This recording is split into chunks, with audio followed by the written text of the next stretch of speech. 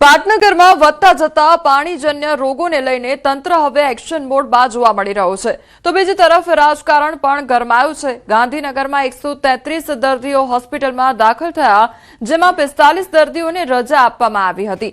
જો કે ટાઇફોઇડને લઈને અફવાઓ પર ધ્યાન ન આપવા કોર્પોરેશને વિનંતી કરી છે। આ તરફ કોંગ્રેસે મનપામાં ઉગ્ર રજૂઆત કરી તંત્રની કામગીરી સામે સવાલો ઉભા કર્યા છે। કોંગ્રેસ નેતા નિશિત વ્યાસે આક્ષેપ કર્યો છે કે લોકો દૂષિત પાણીથી બીમારીનો ભોગ બની રહ્યા છે અને સત્તાધારી પક્ષના કોર્પોરેટરો ક્રિકેટની મોજ માણી રહ્યા છે। જો કે આ મામલે મેયર મીરા પટેલે નિવેદન આપ્યું હતું કે રોગચાળો કંટ્રોલમાં છે, તો બીજી તરફ ગાંધીનગરના આદિવાડા સહિતના વિસ્તારોમાં પ્રદૂષિત પાણીના કારણે લોકોને ભારે હાલાકી ભોગવવાનો વારો આવ્યો છે। તો 30થી વધુ જગ્યાઓ પર પાણીની પાઇપલાઇનમાં લીકેજ હોવાનું જાણવા મળ્યું છે। જો કે ટાઇફોઇડના કેસો બાદ ગાંધીનગર મનપાએ 2 દિવસમાં 93 જેટલી પાણીપુરીની જે લારીઓ છે તે બંધ કરાવી છે, જ્યારે આઈસ્ક્રીમ અને સોડાનું વેચાણ કરતી અનેક લારીઓ બંધ કરાવવામાં આવી હતી।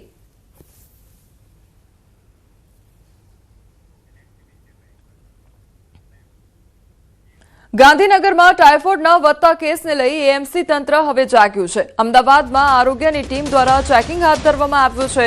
સીટીએમ 4 રસ્તા પાસે તમામ લારી ગલ્લાઓ પર ચેકિંગ હાથ ધરવામાં આવ્યું છે। પાણીપુરીની લારી પર ચેકિંગ હાથ ધરવામાં આવ્યું છે, તો ચેકિંગ દરમિયાન ચોળાફળીની ચટણીમાં ફૂડ કલર મિક્સ હોવાથી નાશ કરવામાં આવ્યો।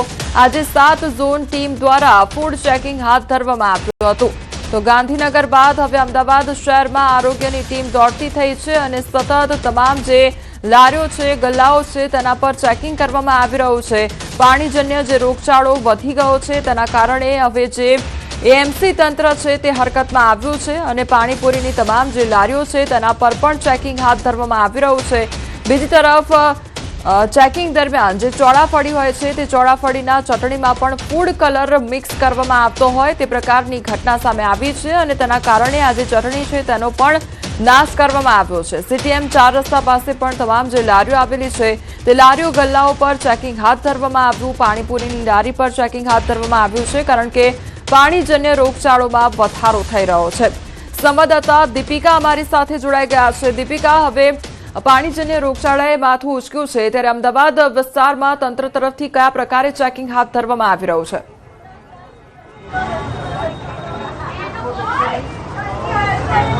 કોમલ, હવે એક વાત તો સ્પષ્ટ છે, ખાસ કરીને અમદાવાદીઓએ જો બહાર ખાવું હોય તો ખૂબ જ ધ્યાન રાખવું પડશે અને પાણીપુરી જે પાણી છે તેને પણ ખાસ કરીને સાવચેતપૂર્વક કોઈ પણ એવી જગ્યાએ બહાર પાણીપુરી ખાતા હોય તો પણ સાવધાન થઈ જવું પડશે।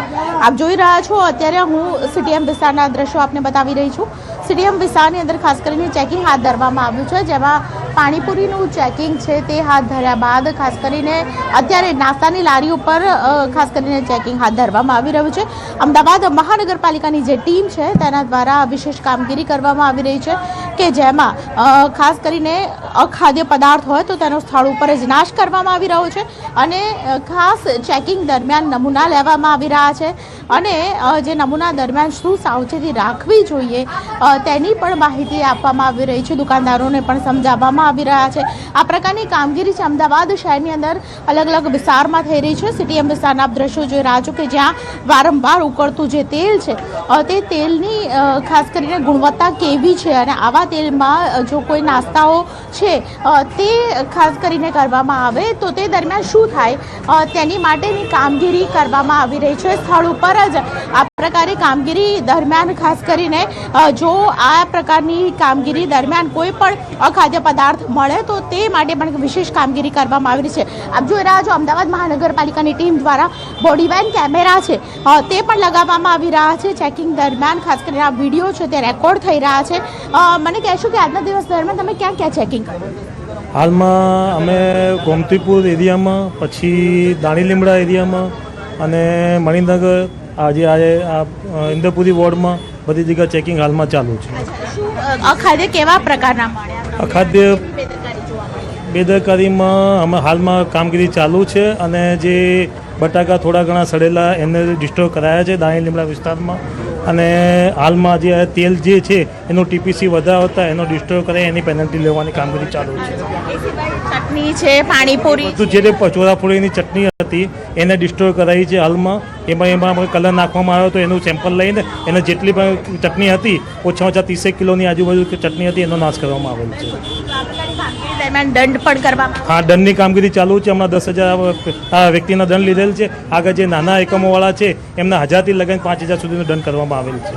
અલગ છે તે ચેકિંગ દરમિયાન ખાસ કરીને જે વાત સામે આવી રહી છે તે ખાસ કરીને કરવામાં આવી રહી છે. ફૂડ સેફ્ટી ઇન્સ્પેક્ટર સિનિયર છે તેઓ તેમની સાથે પણ વાત કરીશું. જે પ્રકારે ચેકિંગ હાથ ધરવામાં આવી રહ્યું છે, સવારથી આપણે ચેકિંગ કર્યું પરંતુ બેદરકારી દુકાનદારની કહી શકાય કે ગ્રાહકની કહી શકાય, કારણ કે આવી જગ્યાએ ખાવું અને આવી જગ્યાએ ઉભા રહીને ખાવું તે પણ ક્યાંક ને ક્યાંક પોતે પણ સેલ્ફ અવેરનેસ નથી તેવું પણ લાગી રહ્યું છે.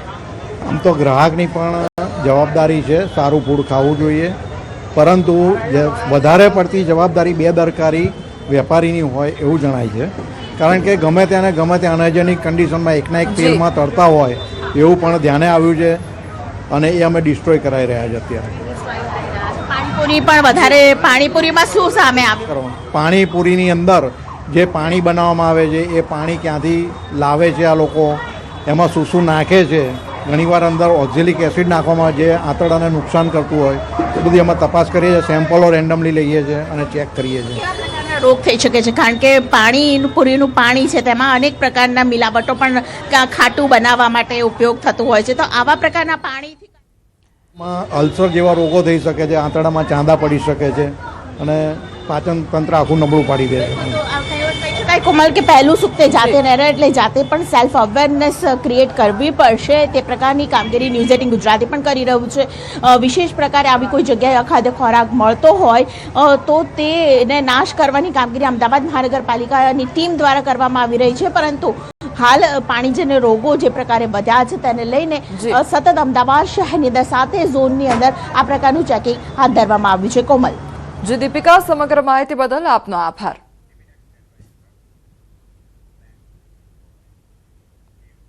હવે તે દ્રશ્યો પર નજર કરી લો કે જ્યાં બને છે પાણીપુરી. ગંદકીના સામ્રાજ્ય વચ્ચે બની રહી છે પાણીપુરી. અમદાવાદમાં એએમસીના આરોગ્ય વિભાગે હાથ ધર્યું છે ચેકિંગ. અમદાવાદના બહેરામપુરા વિસ્તારમાં પકોડી બનાવતા એકમો પર સઘન કાર્યવાહી કરવામાં આવી છે. શહેરમાં રોગચાળો બેકાબૂ બનતા આખરે તંત્ર જાગ્યું છે. પાણીજન્ય રોગચાળો ન વકરે તે માટે કાર્યવાહી કરવામાં આવી છે. ચોતરફ ગંદકી અને મચ્છરોનો ઉપદ્રવ ઉપરાંત પાણીપુરી માટે ઉપયોગમાં લેવાતું તેલ પણ પામોલીન જોવા મળ્યું હતું. તો બટાટા પણ સડેલા મળી આવ્યા છે. એએમસીની ટીમે તમામ સડેલા બટાટા અને ચટણીનો નાશ કર્યો છે તથા પાણીપુરી એકમો પાસેથી દંડની વસૂલાત સહિત સક્ષમ સત્તાની મંજૂરીથી જરૂર લાગશે તો એકમો પણ સીલ કરવામાં આવશે.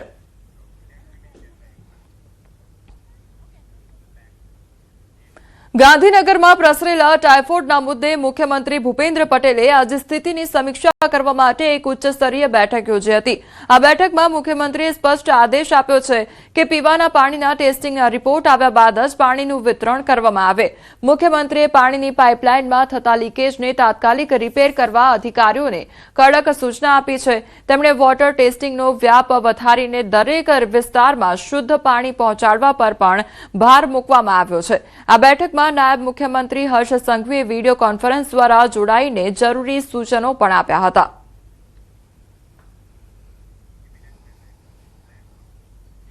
રાજકોટ આરોગ્ય વિભાગ દ્વારા ચેકિંગ હાથ ધરવામાં આવ્યું છે. દૂષિત પાણીને લઈને અને હુડકો વિસ્તારમાં ચેકિંગ હાથ ધરવામાં આવ્યું છે. આરોગ્ય વિભાગ દ્વારા ઘર પર લેવામાં આવી રહ્યા છે સેમ્પલ. કોઠારિયા વિસ્તારની સોસાયટીમાં હાથ ધરાયું છે ચેકિંગ. તો એક સપ્તાહમાં રાજકોટમાં ઝાડા ઉલટીના 212 કેસ નોંધાયા છે, જ્યારે કમળાના 2 કેસ નોંધાયા. તો આરોગ્યની ટીમ અલગ અલગ સાધનો લઈને પહોંચી છે વિવિધ વિસ્તારોમાં. બજારમાંથી પનીર લેતા હોય તો સાવધાન રહેજો. ફરી એક વખત ઝડપાયો છે શંકાસ્પદ પનીરનો જથ્થો. પંચમહાલમાંથી ઝડપાયો છે શંકાસ્પદ પનીરનો જથ્થો. ગોધરાના ગોવિંદી ગામમાંથી ઝડપાયું છે 105 કિલો શંકાસ્પદ પનીર. પોલીસે ₹24,000 કિંમતનો શંકાસ્પદ પનીરનો જથ્થો કબજે કર્યો છે. એસઓજીએ ઉત્તરાયણના તહેવારને લઈને તપાસ કરી હતી. પનીરનો જથ્થો મહેસાણાથી લાવવામાં આવ્યો હોવાનું પ્રાથમિક તપાસમાં સામે આવ્યું છે.